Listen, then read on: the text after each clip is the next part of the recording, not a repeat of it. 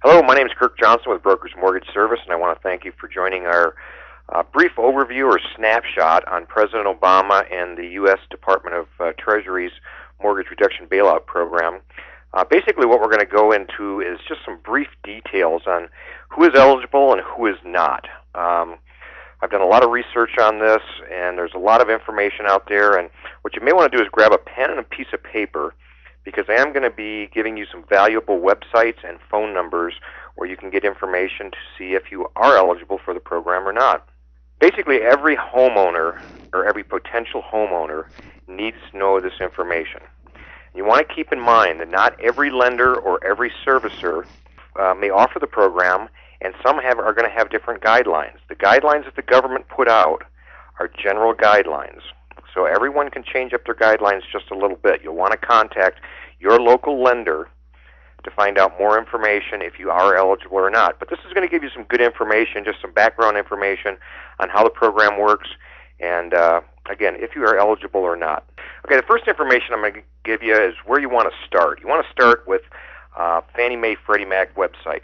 This government program is only good for homeowners who have their loans serviced by Fannie Mae and Freddie Mac. If you have a subprime loan, any other type of loan, stated income, that type of loan, portfolio loan, jumbo loan, it will not qualify for this program.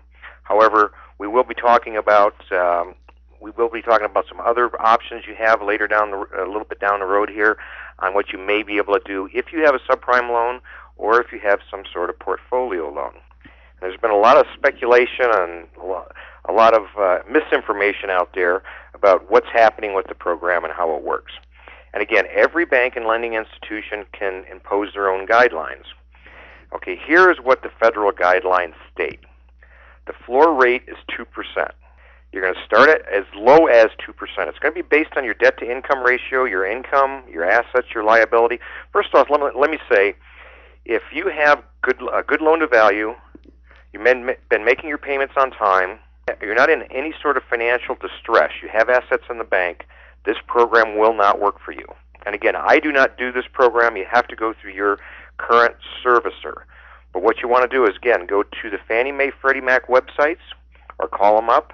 Find out if your loan is serviced by Fannie Mae or Freddie Mac. So again, the floor rate, the lowest they can go is 2%.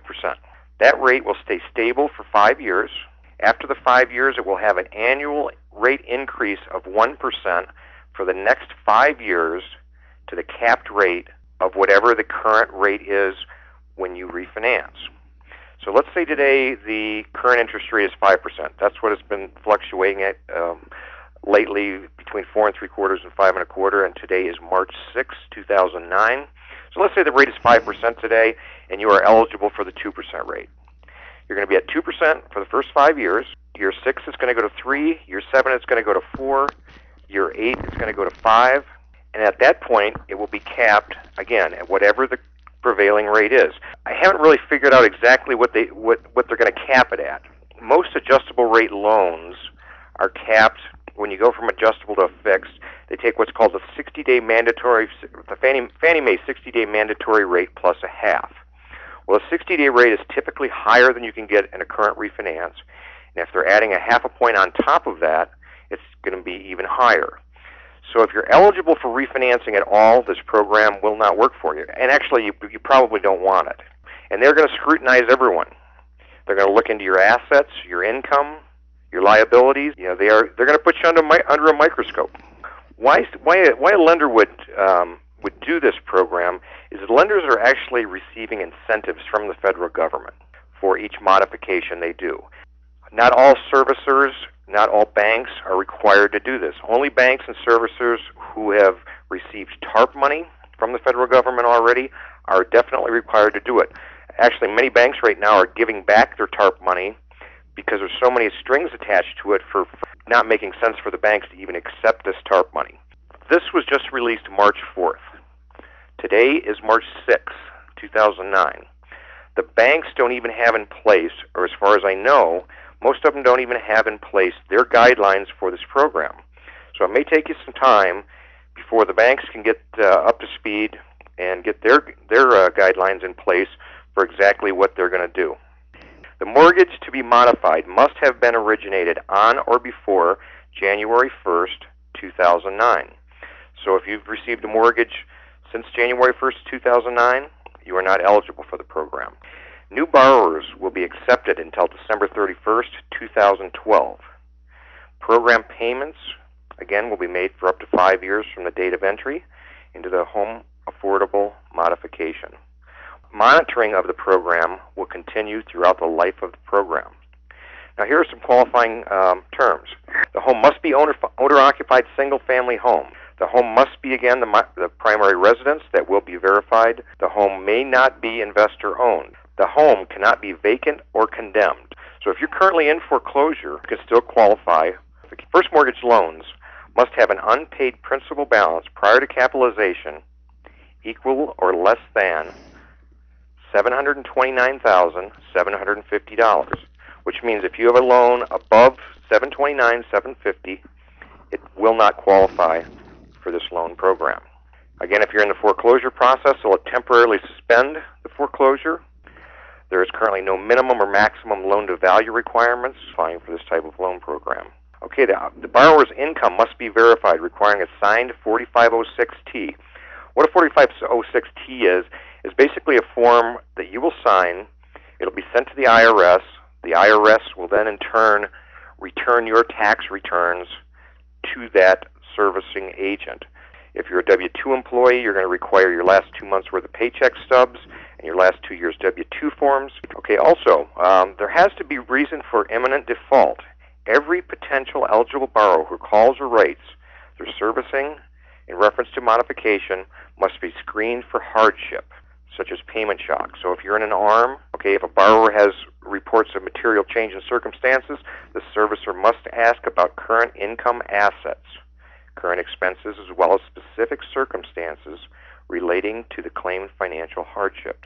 If you redefault on the loan will be considered to be in redefault if the borrower reaches 90-day delinquency on their current loan. There's also a trial period. Your loan will not be modified immediately. For the first 3 months, you must make your mortgage payments on time. If not, you're considered in default. Your modification will be eliminated. The borrower must be current at the end of the trial period and obtain a home affordable modification. There are no fees charged to the borrower whatsoever. The investor may not require the borrower to contribute cash.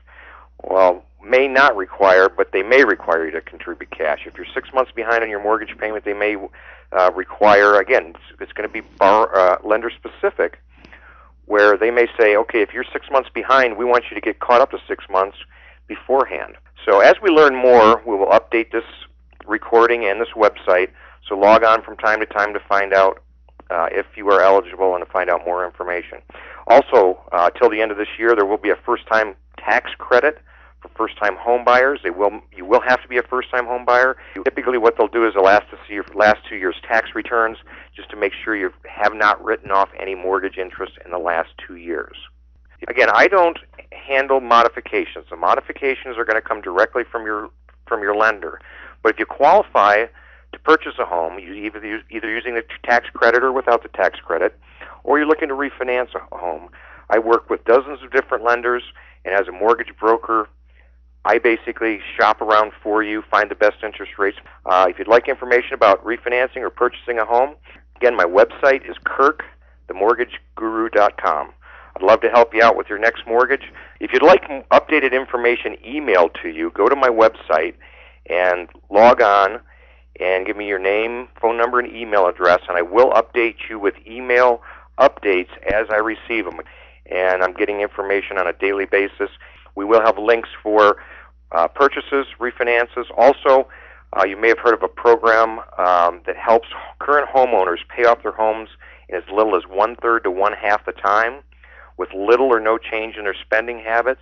Our concept that's been around other countries for years and is fairly new to the United States, so it's starting to get more notoriety here in the United States, and is absolutely a phenomenal program. Again, log on to kirkthemortgageguru.com, and if you'd like some more information or like updates, please let me know.